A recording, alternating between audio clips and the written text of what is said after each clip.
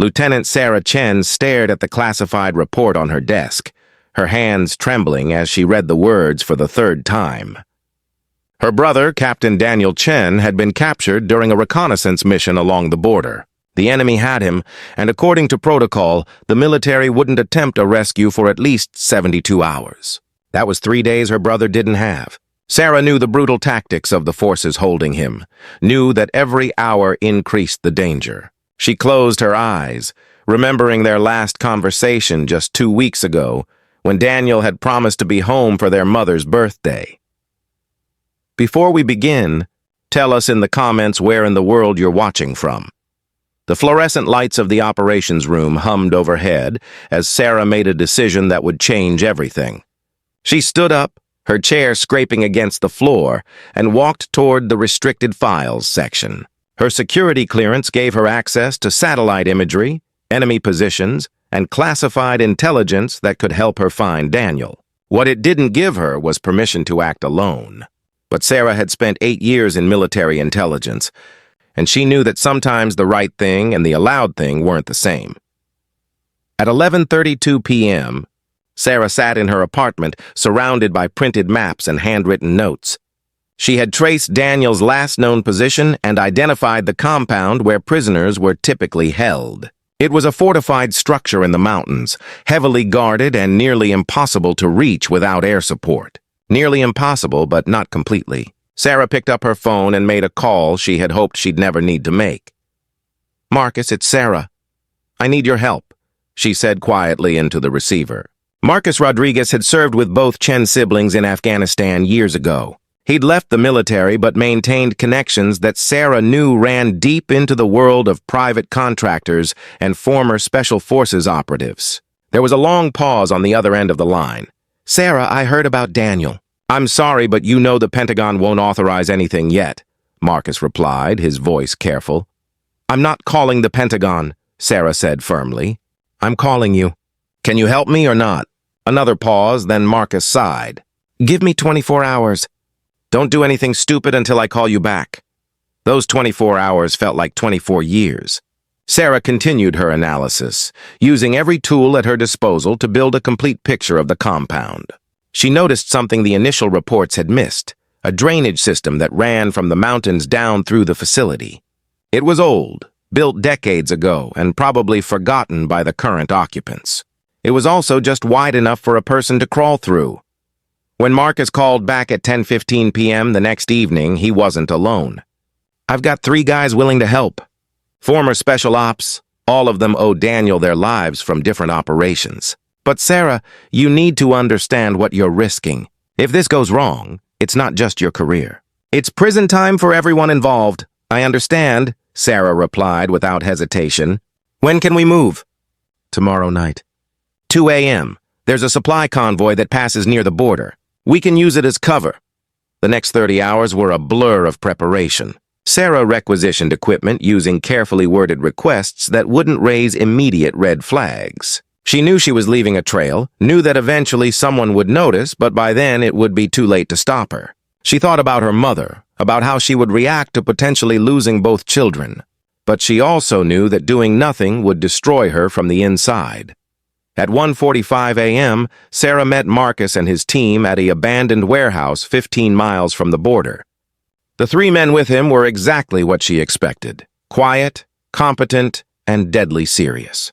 They introduced themselves simply as Jake, Tommy, and Lee. No last names, no unnecessary questions. "Here's the situation," Sarah began, spreading her maps across a dusty table. "The compound sits here, built into the mountainside. Heavy guard presence at all entrances, watchtowers here and here.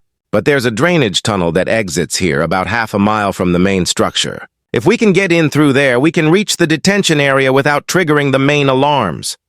Jake studied the maps, his experienced eyes tracing the route. "What about interior guards? Cell locations? Exit strategy?" Sarah pulled out thermal satellite images. "Based on heat signatures, I estimate 30 to 40 personnel in the compound. Daniel should be in the lower level, eastern section. That's where the heat signatures show isolated rooms consistent with detention cells. For exit, we use the same tunnel. I've arranged for a distraction on the northern perimeter at exactly 3:30 a.m. That gives us a 15-minute window. You've arranged a distraction? Marcus asked, raising an eyebrow. Sarah, what have you done? I may have sent an anonymous tip to a certain journalist about weapons trafficking in the region, Sarah said calmly, and I may have suggested that photographic evidence could be obtained from the northern ridge at precisely 3:30 a.m. The resulting camera flashes and movement should draw attention. Tommy laughed quietly. She's definitely Daniel's sister. They moved out at 2:17 a.m., traveling in an unmarked vehicle that Marcus had secured.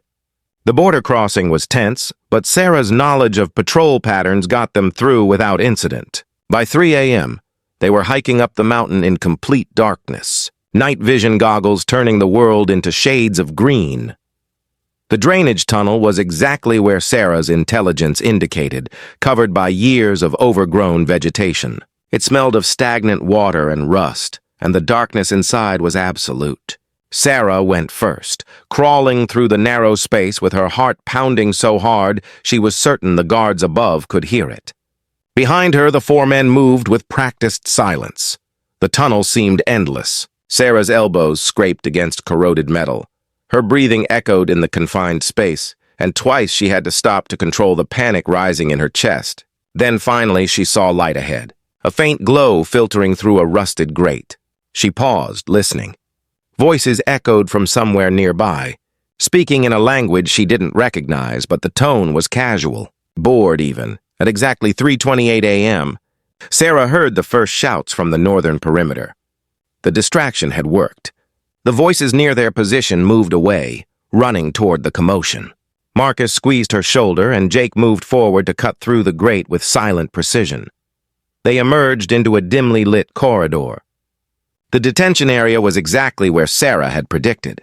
Her hands shook as she picked the lock on the third door, and then she was inside. And there he was. Daniel sat against the wall, bruised and bloodied but alive. His eyes widened in disbelief when he saw her. Sarah? What are you? He began, but she cut him off. Explanations later. Can you walk? Daniel nodded, struggling to his feet. Marcus and Lee supported him as they moved back toward the tunnel. The journey out was even more difficult with Daniel injured, but adrenaline pushed them forward. They were 20 feet from the tunnel entrance when alarms suddenly blared through the compound. Go, go, go! Jake shouted, providing cover as they scrambled into the drainage tunnel. Bullets ricocheted off the metal walls as they crawled frantically toward the exit. Sarah pulled Daniel forward, refusing to think about anything except reaching the opening. Behind them, Tommy was returning fire, buying them precious seconds. They burst from the tunnel into the pre-dawn darkness and ran. The vehicle was a half-mile away, and they covered the distance in what felt like both seconds and hours. Engines roared to life, and they were moving, racing down the mountain as lights flooded the compound behind them. The sun was rising when they finally crossed back into safe territory.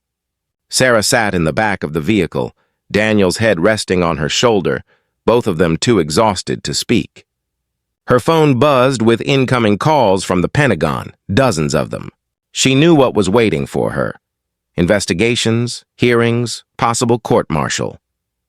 Marcus glanced at her in the rearview mirror. Was it worth it? Sarah looked at her brother, alive and safe, and smiled. Every single consequence. When they finally reached the base, a full security team was waiting. But so was something else.